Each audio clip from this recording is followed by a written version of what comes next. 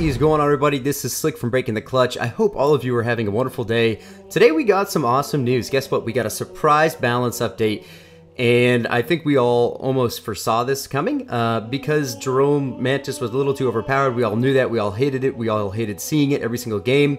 There was no way to consistently win without running Jerome. I know some of you might argue on that, but that was just the case in the competitive Onyx and Champ ladders. Anyway, moving on to this new balance update, I'm seeing a lot of positive things for the overall meta of the game. Some of you might have wanted to see more, some of you might have wanted to see less. Either way, you know, I think that these changes are positive, something they should have done in the first place. I think they just caught a little too late on the update side of things. So, let's jump right into the updates. The focus of this update is raining on Jerome in a bit, reducing the impact of his Mantis, especially in team games, and limiting the early rush potential of other hero units. Just as I said, the Mantis is always just looming over every other unit in the game. You could not get a single unit that strong for that cheap before 3 minutes. It's undoubtedly, right? We all knew that. Time for heroes. That would be Jerome's special leader power that causes inspiration on any unit pop underneath the population of 40. Speed bonus goes from 30% down to 15%. Don't know if I agree with that as much. I honestly think that Time for Heroes was great. Made Jerome kind of stand above the rest in terms of UNSC and Marine openers, infantry openers in general. So kind of disappointed to see that. But that's okay. All heroes. Heroes are clamped at a minimum cost of 300 supply, 275 power. Arbiter and Jerome keep their slightly higher supply cost at 350. Kinsano dropped in power cost slightly as a result from 300 to 275. Now these things are kind of basic.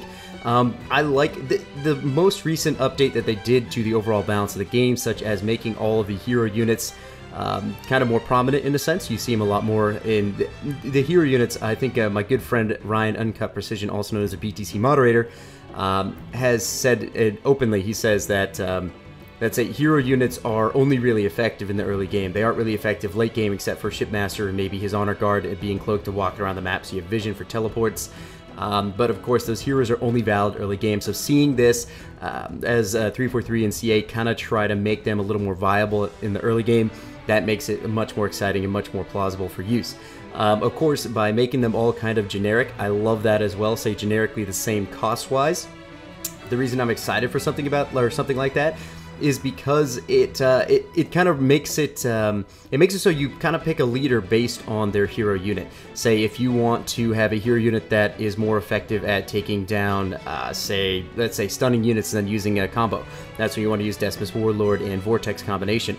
Let's say you want a hero unit that can slow down important units when you focus fire, such as Atriox's Chosen and his stun ability with the Brute Shot.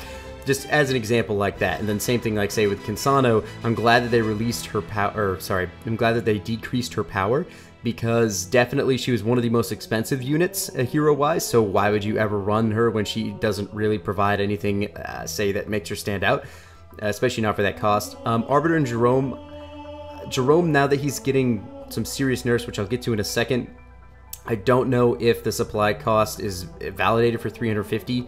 We'll have to see when we play that and test it out. And Arbiter with his rage ability on a, say, field of infantry units is definitely strong. It's not called the rage ability, I'm not sure what it's called. But say him being able to run through field of units, slash them all to death and keep going is definitely worth the 350 supply. Makes sense to me. Commander Jerome takes damage upon death of the Mantis if he's inside. Thank God, I've been wanting this since I played with Jerome the first day. This is something that is it's a necessity. There's no other way to do this unless you make the Mantis upgrade Tech 2. You have to make the Mantis itself a liability of sorts. If you do not control the Mantis properly and you lose it, then your hero unit, the Spartan Jerome himself, could also be gone in the process. That is something that's very awesome. Say if I were to push choppers as a Decimus player, for example, I could surround the Mantis, get a one-shot, kill it. The Jerome hops out because he's half, because the Mantis is destroyed, and I just drop a Vortex and kill that Spartan. I'm not worried about him anymore. That is something I think is very crucial. You have to invest a lot to do that. That makes sense. Mantis summon cooldown from 25 seconds to 70 seconds. Now starts on a cooldown. I don't know if 70 seconds is... You know what? I don't know how I feel about that. 25 seconds was definitely way too damn short. 70 seconds might be a little too long. Like I said, they're just kind of playing into the idea that the Mantis needs to be something that's carefully used. It's more of a finesse unit now. It's not as much as a all-in, who gives a shit, I'll just keep spawning it in if I lose it kind of unit. First upgrade time goes from 25 seconds to 30 seconds. Once again, reasonable. You should not have this Mantis out before 3 minutes, or I'm sorry, before, I think you can get it done by 2 minutes if you do the build right. Power cost goes from 450 to 500. Once again, great. That means that you have to go for an upgraded generator in order to get this very quickly. Jerome damage reduced from just about 10% to 8%. That's something that I do definitely like as well. That's some overall, man, come on, that thing, like the Hydra missiles, like they could one-shot, it seemed like a Marine squad, they could one-shot a Grunt squad, they could, if not one-shot, get them at least, say, maybe 10% health or less. That I'm just happy to see that change. Now moving on to Jerome's Mantis itself, the beast, the bastard itself. Initial HP reduced to from -50 down to -25. I do like that. That's pretty solid. Mantis missile range reduced by 14%. Thank you. Like I said, the Hydra missile is just so like that thing's damn anti-air. I'm so happy to see it nerfed. Mantis lasers initial damage reduced -17%. Once again, very awesome. And velocity reduced 9%. I believe velocity means speed, so the speed in which the missiles do hit units has been reduced, which means you can kind of skirt away with the Banshees quickly, which is good. To limit the early game impact to Jerome's Mantis, we have reduced its durability, making it beatable at Tier 1 with upgraded core infantry or scout vehicles. With upgrades, the Mantis at max level is still at its original power. That's good. Brute Warlord, HP reduced 14-13, that's great. Once again, the Brute Warlord was definitely direct counter to Jerome. If there was I wouldn't say direct counter, but a solid counter to Jerome. Of course, if there is a unit that has a solid counter towards a crazy OP unit, there's a chance that unit might be OP as well. They're definitely just picking on you, Yoda, for this one. You know it's true. First upgrade power cost from 300 to 350, time 25-30 seconds. So more power, more time to get it. That makes sense to me. Pull cooldown goes from 10 seconds to 15. I don't know if I like that. It's a damn melee unit. Since he is a melee hero, he does have to pull those units to him to get the hit most of the time. It's also great because you can focus fire certain units. Say if you pick a hero out of the bunch, like a Hunter Captain, for example. Say if the Warlord were to focus on Hunter Captain, you can pull the Hunter Captain to your units, you surround him, kill him. It's awesome. I think that's very beneficial to everyone. Alright, Atriox is chosen as well. Another unit that was fairly strong. I don't know if it was worth nerfing, but initial damage reduced -10%. Final damage upgraded reduced -4%. So barely touching on that final damage upgrade, which is good. And then build time is increased to 3 seconds longer. That's okay. I think that that chosen nerf right there is probably reasonable because, you know, you definitely run into him in games and be like, wow, that's damn strong. So you're no longer going to have those thoughts with these adjustments. So overall feelings on these patch notes. Once again, like I said, these things definitely should have been touched on before the Jerome and Arbiter launch.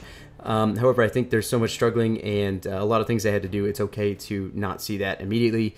I'm glad that they acted very quickly and got it out in a hotfix. That way we didn't have to download a patch or anything like that in order to have these upgrades, or I'm sorry, these balances adjusted into the game as soon as possible. I think this is going to make the meta as a whole a lot better. I think it makes a lot of the units and leaders that weren't viable now much more viable. I'm excited to see more scout and leader openers or hero openers that might actually be fair and viable. Very excited to see what everybody comes up with now. It's definitely going to be a huge adjustment, seeing that everyone was just running Jerome Mantis. I'm very excited to see what the community is going to come up with in this one. Anyway, guys, thank you so much for watching. Let me know in the comment section below how you feel about all of these nerfs and changes. I definitely don't see any buffs, so I think this is an all nerf patch, so that's okay. That's all right. I'm not too mad about that.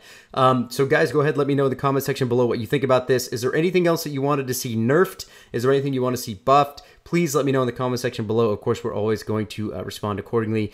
And a lot of you guys have some incredible ideas. And keep in mind that 343 and CA do tune into Breaking the Clutch to see what is going on in the Halo Wars community. So what you say could be seen by these devs. So keep that in mind. Thank you guys so much for watching. Slick from Breaking the Clutch. We'll see you guys next time.